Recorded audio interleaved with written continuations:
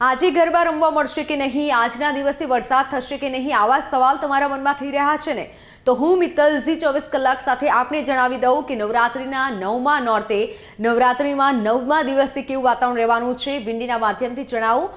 તો વાતાવરણ જોઈ અને આ વિંડી જોઈ અને તમને થોડોક ડર લાગતો હશે કે આ જુઓ હવે ક્યાં વરસાદ થવાનો છે, એના કરતાં ક્યાં વરસાદ નથી થવાનો તેની વાત કરવી પડશે. આપ જુઓ કે રાજ્યભરમાં વરસાદી સિસ્ટમ સક્રિય થઈ રહી છે અને સિસ્ટમના કારણે આ વરસાદ આવવાનો છે અને રાજ્યભરમાં છૂટો છવાયો વરસાદ થઈ શકે છે. કદાચ ભારે વરસાદ ન આવે પણ વરસાદી ઝાપટા તો આવી જ શકે છે. સૌથી પહેલાં આપણે સૌરાષ્ટ્રની વાત કરી લઈએ. સૌરાષ્ટ્રના જૂનાગઢમાં અમરેલી, ગોંડલ, જસદણ, બોટાદ, ચોટીલા, રાજકોટ, જામનગર, સલાયા, દ્વારકા, ભાણવડ, વેરાવળ, ઉના, મહુવા અને અલગ આટલા વિસ્તારમાં ખાલી વરસાદ. ભાવનગરવાસીઓ માટે ખુશીના સમાચાર છે. ભાવનગરવાસી વરસાદ નથી થવાનો ભાવનગરમાં, પણ સમગ્ર સૌરાષ્ટ્રમાં વરસાદ રહેવાનો છે. આપ જુઓ કેવું વરસાદી વાતાવરણ જામેલું છે.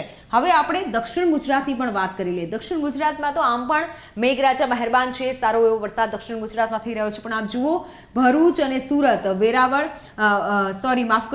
ભરૂચ, સુરત અને સાથે જ દક્ષિણ ગુજરાતના વલસાડમાં વરસાદ થવાનો છે. એટલે દક્ષિણ ગુજરાતમાં ભરપૂર વરસાદ થવાનો છે. આ તરફ નડિયાદમાં પણ વરસાદ રહી શકે છે, ધોળકામાં વરસાદ થઈ શકે છે, સુરેન્દ્રનગરમાં પણ વરસાદ રહેવાનો છે. પણ એટલો વરસાદ નહીં આવે, છૂટાછવાયા વરસાદી ઝાપટા પડશે.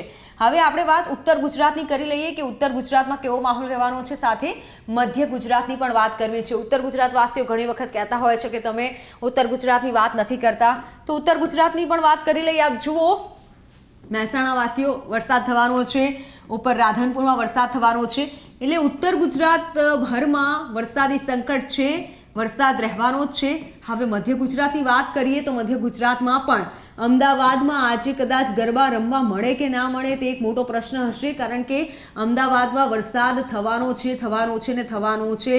વરસાદી ઝાપટા આવશે, પણ છતાં પણ ઘણા બધા આયોજકોએ સારી એવી પ્લાનિંગ કરી છે કે વરસાદમાં પણ ગરબા રમી શકાય. એટલે એ પણ એક સારા સમાચાર છે. પણ મધ્ય ગુજરાતમાં સારો એવો વરસાદ થઈ શકે અને આજે વરસાદની આગાહી કરવામાં આવી છે. હવામાન વિભાગે પણ વરસાદની આગાહી કરી છે. અંબાલાલ પટેલે પણ વરસાદની આગાહી કરી છે. અંબાલાલ પટેલની આગાહીને કઈ રીતે અવગણી શકાય? એટલે મધ્ય ગુજરાતમાં ખાસ વરસાદ થવાનો છે. અમદાવાદ અને આસપાસના વિસ્તારમાં વરસાદ રહેશે. વડોદરામાં પણ વરસાદ થવાનો છે. વડોદરાના જે પણ ગ્રાઉન્ડ છે ત્યાં વરસાદ થયો હતો અને તેના કારણે ઘણા બધા ગ્રાઉન્ડના ગરબા રદ કરવામાં આવ્યા હતા, ક્લબના ગરબા રદ કરવામાં આવ્યા હતા. પરંતુ જો આયોજન કર્યું હશે તો વડોદરામાં વરસાદ થવાનો છે, તો રમવા મળશે. નડિયાદમાં પણ વરસાદ થવાનો છે, ધોળકામાં પણ થવાનો છે. એટલે મધ્ય ગુજરાતમાં તો વરસાદ રહેશે જ, સાથે જ દક્ષિણ ગુજરાતમાં પણ વરસાદ રહેવાનો છે. આપણે વાત કરી છે બપોરથી લઈને સાંજ સુધીની.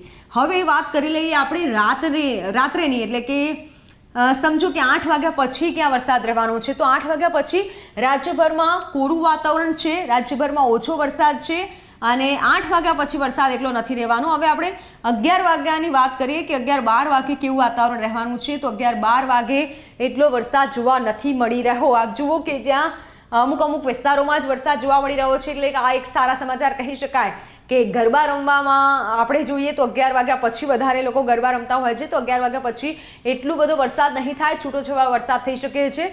ક્યાં થવાનો છે વરસાદ એ પણ વાત કરી લઈએ તો કચ્છમાં વરસાદી ઝાપટા પડી શકે છે. આ તરફ સૌરાષ્ટ્રમાં થોડો વરસાદ આવી શકે છે, પણ મધ્ય ગુજરાતમાં ક્યાંય પણ વરસાદી ઝાપટા રાત્રે 11-12 વાગે જોવા નહીં મળે. એટલે આ એક સારા સમાચાર છે. ખેલૈયાઓ માટે પણ આ સારા સમાચાર છે કે રાત્રે એટલો વરસાદ જોવા નહીં મળે, પણ સાંજ સુધી વરસાદ આવવાનો છે. ગ્રાઉન્ડ પલળી શકે છે. જો આયોજન સારું કર્યું હશે તો તમે ગરબા રમી શકશો.